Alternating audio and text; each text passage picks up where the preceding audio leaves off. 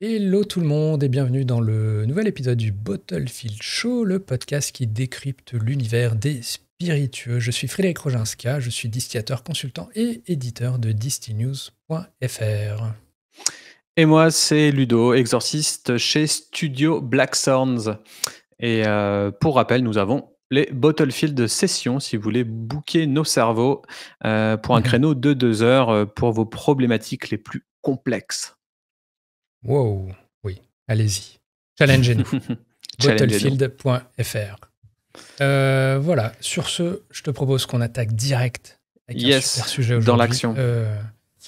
C'est Ricard qui a changé son logo. Ouais. Voilà, qui a un nouveau logo et du coup, c'est peut-être l'occasion de parcourir un peu tous ces logos dans le temps et de découvrir tout ça. Voilà. Carrément. Donc, épisode un peu plus visuel et aussi sûrement plus court que les précédents. Mais franchement, ça va être cool. Vas-y, fais péter les visus. Et ça démarre en 1953, pour le coup. Donc, un logo, c'est simple. Du bleu, du un jaune, cartouche bleu en Ricard jaune avec une typo bâton, sans empattement, assez élancé, pas vraiment très belle, mais mais bon, à l'époque, je sais pas ce que ça. Moi, j'étais pas né. C'est l'année de naissance de mon père, mais mais à part ça, en tout cas, bleu et ils étaient déjà dans les codes, au final, bleu et jaune. Ça a globalement été toujours les couleurs de Ricard, plus jaune que bleu, mais en tout cas les deux, il me semble. Ouais, le petit jaune, mais d'ailleurs on verra que le bleu a tendance un peu différentes teintes de bleu. Mais moi, pour le coup, là on en a d'autres là, de 58 et de 64. Je trouve que c'est finalement le plus moderne, c'est le plus vieux là, dans ce petit lot. Le plus vieux et le plus moderne, ouais. Parce que les autres, il y a des ombres portées, c'est très chargé, et limite on dirait un drapeau bizarre, en fait, le bleu, jaune, rouge. Un drapeau roumain. Je sais pas.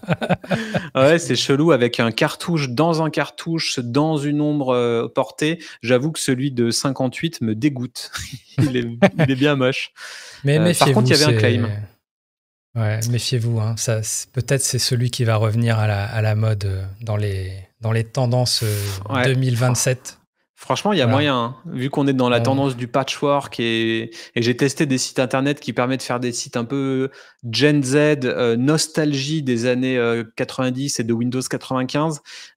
Franchement, on n'est pas loin du word art avec très peu de goût, mais qui revient à la mode. Donc, en tout cas, ouais, celui de 58 est un peu tendu. Il y a juste, c'est le seul qui est marqué. Ah non.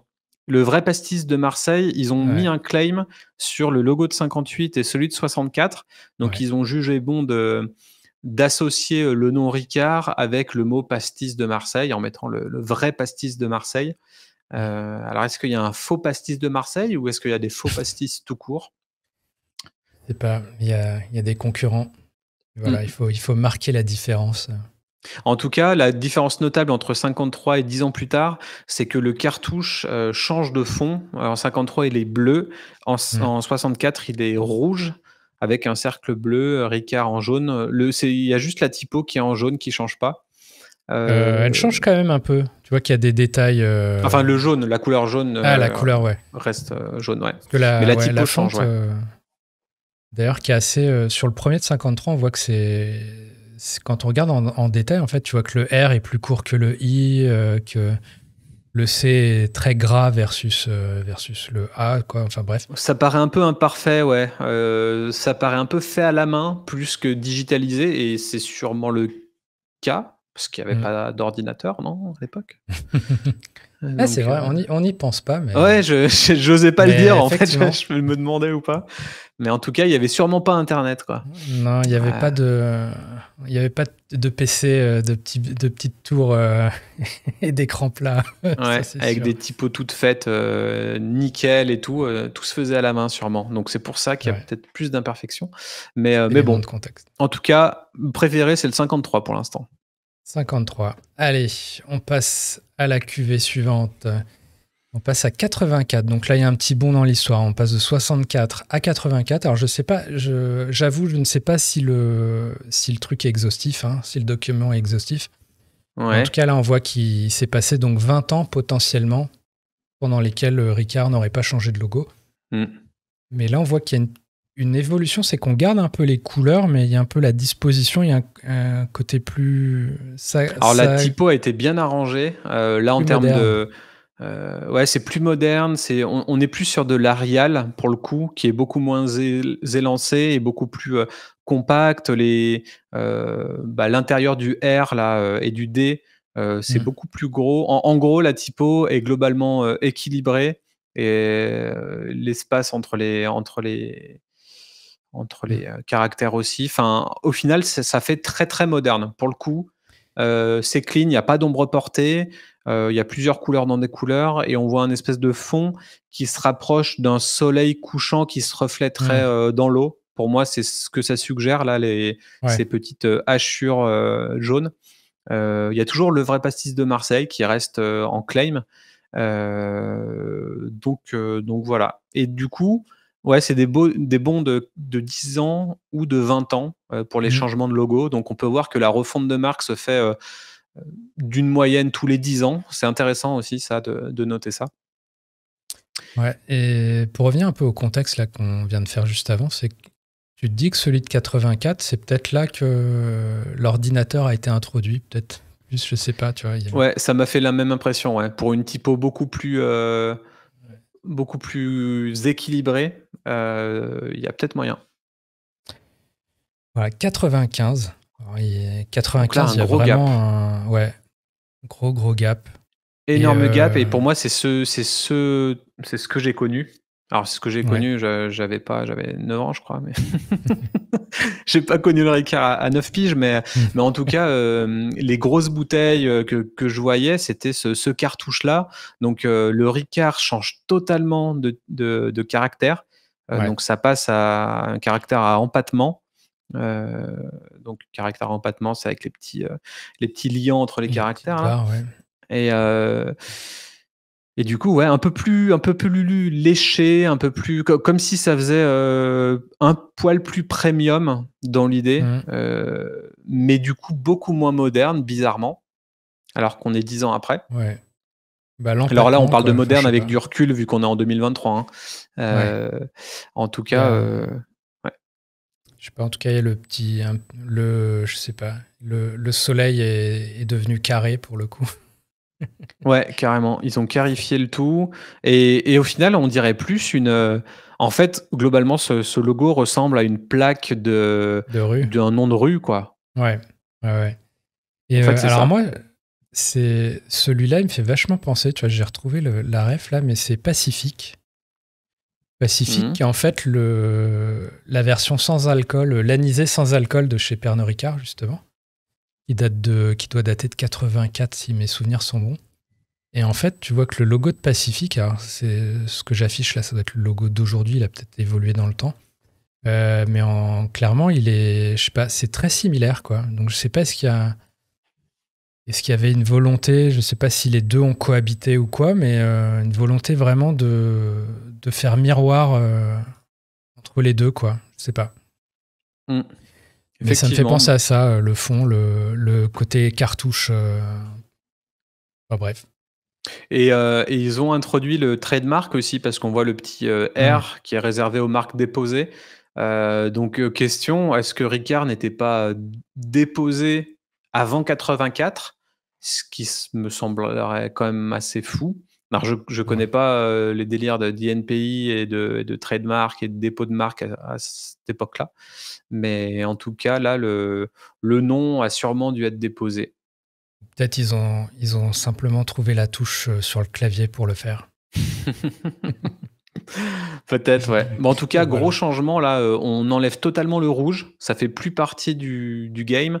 On reste sur le bleu et le jaune initial. Mais on change de typo. Et le texte est passé en blanc aussi, on remarquera. Ouais, le texte est passé en blanc. Mais du coup, tu vois, si tu remets les autres, c'est beaucoup plus sobre, c'est beaucoup plus impactant, et Ricard se lit beaucoup mieux. C'est pas forcément le logo le plus beau, quoique, mais en tout cas, il est très impactant. De loin, ça se voit bien. Clairement. Next, qu'est-ce qu'on a de beau? On passe à 2009 ensuite, donc petit bond de 14 ans, Ouais. si les comptes sont bons. Et il y a toujours ce soleil là qui devient, qui est récurrent, hein, mais là qui est vraiment, c'est les rayons du soleil. On a gardé le Ricard dans le Dans le petit panneau, cartouche de rue. On a un peu rendu la typo est devenue de un peu léché premium à futuriste. Il y a un petit côté NASCAR rallye, ou je sais pas, il y a un petit côté science-fiction là. J'ai l'impression qu'il est dessiné celui-là. Il y a un côté gribouillé plus que, tu vois. En tout cas, c'est étrange, hein. J'aimerais bien connaître le pitch à chaque fois, parce que pour le coup, leur logo, c'est pas Coca, ou c'est pas des logos qu'on a l'habitude de voir comme Sprite ou autres, qui ont évolué subtilement avec des petites touches, ou comme Canada Dry par exemple. Dernièrement, c'était un peu le rebranding de l'année. Là, ça change du tout au tout. Pour moi, ça fait plus logo festif. Alors, ça a démarré en 53, tu penses? Logo 53, c'est le début de la marque? Non, parce que la marque, elle a eu 90 ans l'an dernier. Là, tu vois, sur le logo de 2017, d'ailleurs, c'est indiqué depuis 1932. Donc, oui, effectivement. C'est pour ça que je disais que je pense pas que ce soit exhaustif le doc, là. Ouais. Puisque j'imagine qu'ils avaient peut-être un logo en 32, mais bon, là, du coup, on part sur un full soleil. Pour moi, ça fait un peu logo de célébration d'un nombre d'années. C'est pour ça que je dis ça, c'est que j'ai l'impression que on célèbre les 40 ans, enfin non, même plus, les 77 ans de Ricard, tu vois, dans ce genre de truc, quoi. Donc bon, je sais pas, je suis vraiment pas fan. C'est vraiment très chargé, et j'ai du mal à concevoir ce logo sur un petit format. Voilà. Trop festif, chelou, et en même temps, il y a quand même les codes du jaune, du bleu et du soleil, au final. Donc on reste sur le côté ensoleillé de Marseille. Exactement. Et puis on est resté sur des teintes plus moins saturées sur le jaune et le bleu. Et 2017, du coup, ça devient beaucoup plus... c'est clairement modernisé, quoi. Ouais, et c'est marrant parce qu'on dirait que là, ils font un clin d'œil à celui de 53, justement, sur la typo du Ricard, quoi. On a viré les empattements. Pas du 53, du... Le tout premier, je pense au tout premier, là. Ah, moi je pensais à celui où ils ont introduit l'ordinateur, là. Celui de 84, là. Ah oui. Tu vois, moi, dans l'esprit, là, je pense à celui de 53, mais avec les codes du soleil et tout, les couleurs. Plus, donc en gros, ils sont repassés sur une typo sans empattement. Pour accentuer la modernité. Ils ont dissocié les éléments pour pas les chevaucher, et peut-être utiliser, je sais pas, le demi-soleil tout seul, ou d'une autre manière, comme si c'était un petit avatar, petite iconographie à utiliser de manière dissociée. Depuis 1932, ils ont lâché aussi le vrai pastis de Marseille. Ça, c'est un truc, honnêtement, je trouve ça simple, impactant, je l'aurais jamais enlevé. Sur tous les logos et tout, il y a un côté un peu social proof, tu vois. Il y a pas de doute, c'est le vrai pastis de Marseille, c'est ça depuis 1932. J'avoue que je l'aurais... Généralement, une tagline, ce qui est dit, c'est que quand elle est bien et quand elle est bonne, faut la garder, il faut la placarder partout. Et il faut jamais essayer de l'enlever, parce que ça conforte la marque, quoi. Donc, et tu te dis pas qu'à un moment, tu arrives à un moment où tu es au-dessus de ça, finalement?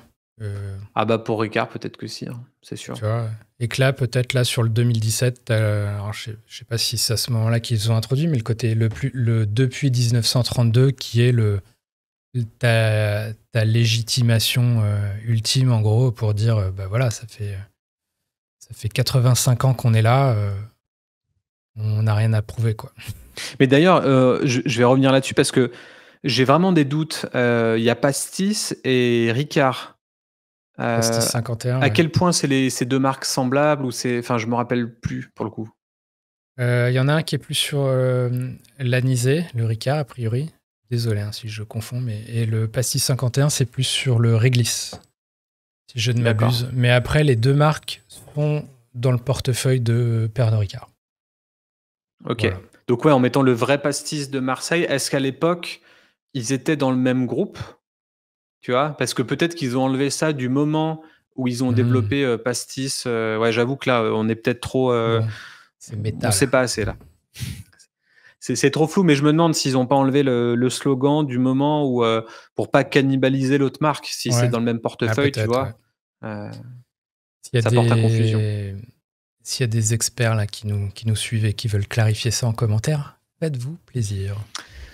Carrément. En tout cas, plus de modernité, on garde les deux couleurs et c'est plus clean. Il n'y a pas de background, ça peut être décliné à toutes les sauces, ça peut être diminué aussi. Donc ouais, honnêtement, c'est un bon move en 2017. Voilà, et on en arrive à 2023 avec le reveal, le nouveau, le voici. Roulement de tambour, stylé. Voilà. Très stylé. Il ressemble, c'est quasiment la même typo. C'est la même typo que 2017. Ouais. Il me semble que c'est la même typo, ouais. Si je ne m'abuse. Ils ont mis en gras le depuis 1932, ce qui fait sens. Moi, j'aime le soleil là et en mode minimaliste, quoi. Ouais, hyper minimaliste. Moi, franchement, les logos les plus simples, c'est les meilleurs. Et là, dans l'univers des spiritueux, ils pourraient se permettre d'utiliser juste un rond jaune. À partir de maintenant, ce serait différenciant et ça suffirait. Et c'est ça que j'adore dans les logos très simplifiés. Ça me fait penser à National Geographic. Et je ne sais pas quelle est l'agence qui a fait ce logo-là, mais quand on pense à National Geographic, par exemple, c'est une agence américaine. Il y a des noms un peu russes dedans. Nanalov, je sais pas quoi, je me rappelle plus, Shemailov, un truc comme ça. Et en gros, quand tu as juste un carré en contour et que tu mets ça sur tous tes livrets, sur les chaînes télé, partout, sur tous tes touchpoints, c'est hyper différenciant. Alors oui, c'est juste un carré jaune, ou là, c'est juste un rond jaune. Et on se dit, globalement, l'agence s'est pas trop cassé la tête à faire un logo. Mais en fait, le but, un logo, c'est pas de décrire réellement ce que tu fais, c'est vraiment un point final à la fin d'une phrase, un logo. Donc le but, c'est d'être juste remarquable, identifiable, et c'est la valeur première d'un logo, quoi. Donc surtout en 2023, il faut qu'il soit fluide, il faut qu'il soit animé, il faut qu'il soit très petit sur les mobiles, il faut qu'il soit très grand 4x3 ou voire plus. Donc pour moi, un logo qui peut se faire du morphing comme ça, c'est très cool. Et globalement, voilà, le soleil qui se couche derrière Ricard, c'est méga simple, c'est très bien. Honnêtement, je suis très fan et c'est le meilleur logo qu'ils aient eu depuis le début, à mon sens. Je valide. Ouais. J'aime bien l'idée de morphing que tu avances là, et le côté adaptable. Voilà, c'est à la fois simple et en même temps distinctif. Tu vois, tu te dis pas il me fait penser à autre chose, quoi, malgré sa simplicité. Ouais. Et si tu peux remettre juste celui d'avant pour voir la différence. Ouais. C'était encore le soleil. Ouais, c'était encore le demi-soleil avec le Ricard en dessous. Ouais. Donc en gros, ils ont choisi un jaune un petit peu plus foncé, plus pétant, et ouais, ils ont mis en gras le depuis 1932. Et le soleil. Franchement, le move est très subtil, hein, et je pense que ça a dû coûter très cher. Et c'est ça que j'adore. C'est en gros arriver à créer un truc très subtil pour que le consommateur ne s'y perde pas, kiffe encore plus, et voilà. Et à mon avis, c'est un move à plusieurs milliers d'euros, quoi. Mais très bien interprété. Bravo à celui qui s'en est occupé. Ouais. D'ailleurs, ouais. Je vais vous retrouver ça. Carrément. Mais on le mettra en description. Voilà, yes. Voilà. Bon, c'est tout pour aujourd'hui. Petit podcast tout simple de réaction face à un nouveau logo. Voilà. À la semaine prochaine. À la semaine prochaine. Ciao, ciao. Ouais, ciao, ciao.